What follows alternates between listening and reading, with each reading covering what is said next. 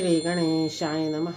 नारद उवाच प्रणम्य शिरसा देवं गौरीपुत्रं विनायकं भक्ता वा संस्मरे नित्यम् आयुः कामार्थसिद्धये।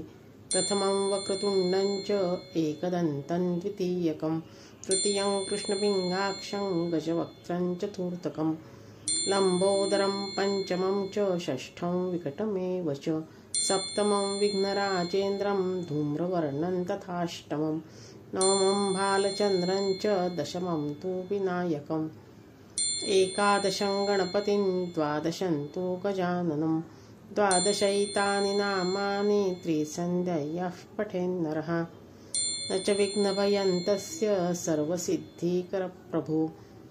विद्यार्थी लभते विद्या धनार्थी लभते धनं पुत्रार्थी लभते पुत्रान् मोक्षार्थी लभते गतिं।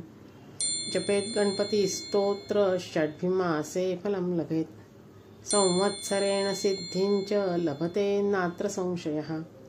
अष्टेभ्यो ब्राह्मणेभ्यश्च लिखित्वा या समर्पयेत् तस्य विद्या भवेत् सर्वा गणेशस्य प्रसादतः।